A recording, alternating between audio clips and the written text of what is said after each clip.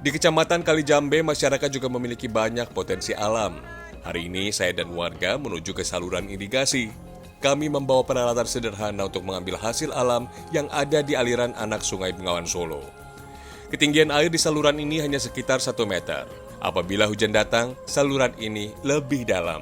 Untunglah hari ini cuaca cukup cerah. Kami harus sambil berjongkok agar bisa mengambil sesuatu di dasar saluran irigasi, yakni kerang. Tampah-tampah ini akan menyaring kerang. Saya dan warga di sini harus memisahkannya dari batu dan lumpur. Ini hitungannya musim hujan. Ini hitungannya musim hujan, mereka masih sepi grupnya gitu ya. Kalau musim kemarau, yang mencari lebih banyak warganya, hasilnya juga lebih banyak.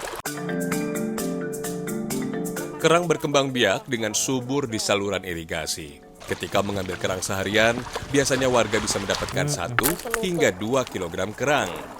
Ini bedanya apa, Bu? Yang ini sama yang ini nih? Beda. Ini kan beda nih. Ece. Namanya ece. Ini dukur. Ini yang kita cari. Ya kita cari yang ini. Oh. Yang ini juga kita cari kalau ada.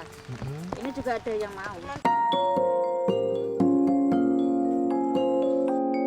Bagi warga yang mau berusaha gigih dengan waktu lebih lama, bahkan bisa mendapatkan kerang sebanyak 5 kilogram.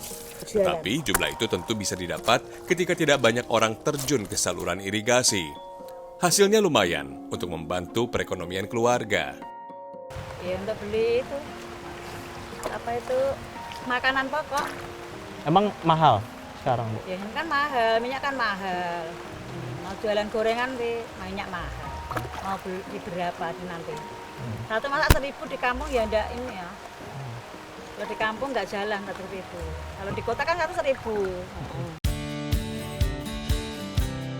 Dari kerang, para perempuan ini bisa menghasilkan 10 hingga 30 ribu rupiah dalam sehari.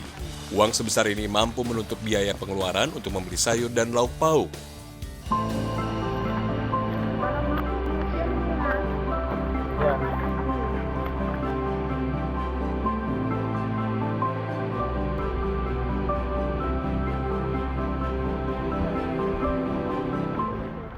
Kerang biasanya dapat langsung dimasak dan dimakan oleh mereka.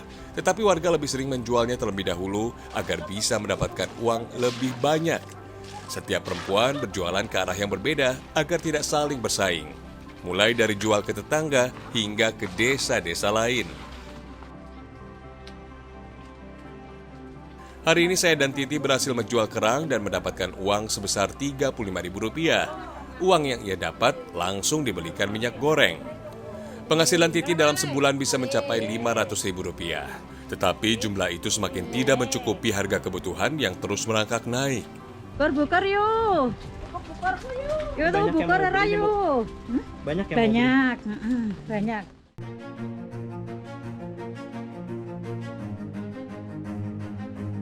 Masih di Kecamatan Kalijambe, tepatnya di Desa Ngebung, saya mengikuti aktivitas warga ke kebun. Tapi kali ini bukan untuk memanen sayur dan buah.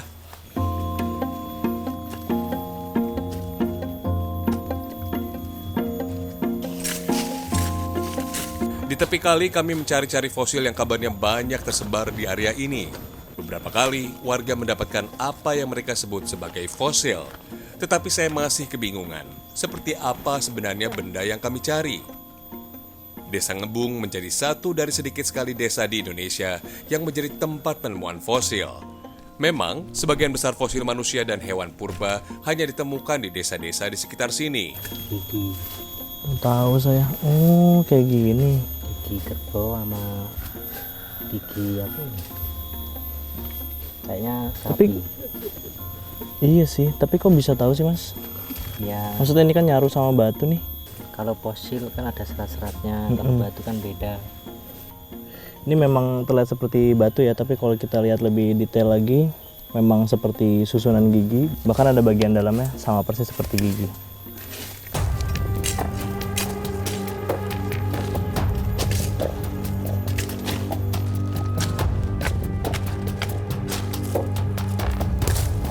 Lagi-lagi, warga menemukan fosil baik yang berbahan dasar kayu maupun berbahan dasar batu.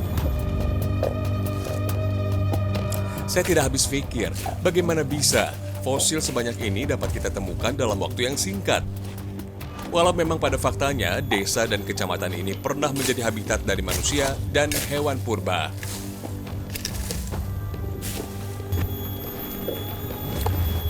Oh, memang hampir semua orang bisa menemukan itu ya di sekitar rumah, di sekitar kebun gitu. Iya. Daerah sini kan rumahnya kan pegunungan. Kalau bikin rumah itu kan harus dicakul, diratakan. Kadang ada yang kelihatan.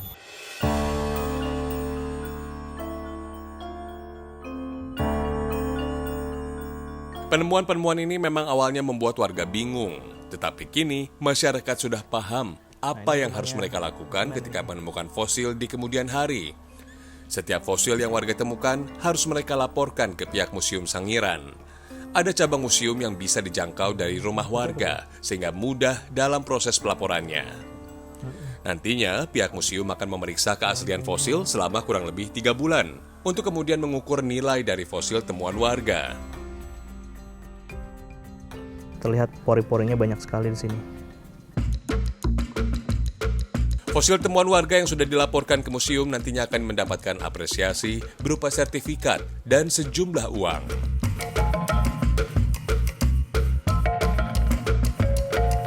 Sampai hari ini, hampir setiap harinya Museum Sangiran menerima fosil temuan warga dari beberapa desa dan kecamatan di sekitar sini.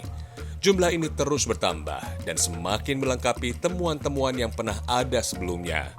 Sungguh luar biasa. Warisan sejarah dan prasejarah yang dimiliki tidak ternilai harganya.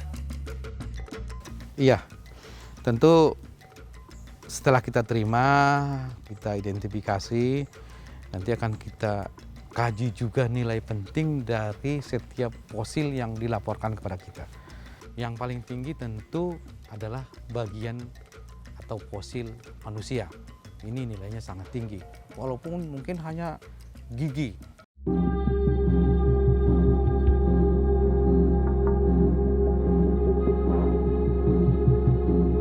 Hasil alam yang masyarakat miliki sudah sewajarnya bisa mensejahterakan perekonomian warga. Tetapi entah mengapa, sampai hari ini mereka masih hidup serba terbatas.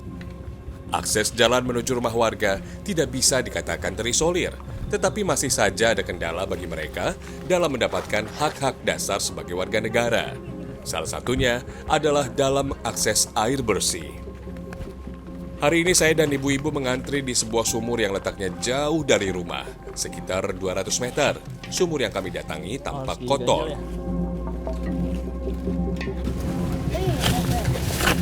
Ini kita lagi antri air, tapi menariknya karena di sini nggak pakai jerigen. Biasanya ibu-ibu bawa kendinya langsung menuju ke sumur. Tapi Anda bisa bayangkan kalau kendi ini kan berat sekali ya. Jadi kebayang nanti ketika pulang sudah ada airnya, itu akan tambah berat lagi. Ini udah kenceng belum? Berat satu buah kendi saja sudah 3 kg. Apalagi jika menampung air, beratnya bisa mencapai 6 hingga 8 kg. Ini airnya bersih, Bu? Bersih nih. Bersih. Ya, Ini yang biasanya setiap hari dipakai sama warga. iya. Kalau sumur ini kering, kemana biasanya nyari? Airnya diduringin sang dengglek bombo sumur duringin ya antri-antri Jauh juga. ya jauh. Warga tidak punya banyak pilihan karena usaha untuk mengebor tanah dalam mencari sumber air bersih tidak menghasilkan apa-apa. Selain itu, biaya untuk mengebor lebih dalam dan mencoba di titik-titik yang lain juga tergolong mahal, memakan biaya belasan juta rupiah. Saya mau cobain ya, Bu ya, airnya. Ya. Coba. Airnya sebenarnya nggak berbau. Tapi kalau kita rasain ada sedikit rasa asin ya, walaupun nggak seasin air laut sih, tapi secara bau, secara warna itu sebenarnya aman. Tapi kalau kita rasakan mungkin ada sedikit rasa aneh ya, tidak netral seperti biasanya gitu.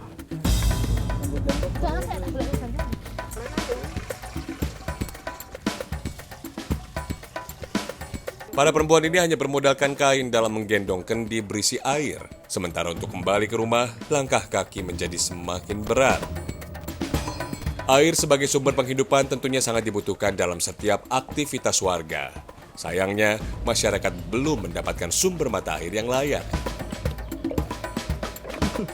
Beberapa kali pengajuan ke pemerintah daerah belum berbalas dalam bentuk program instalasi yang pas dengan kebutuhan warga.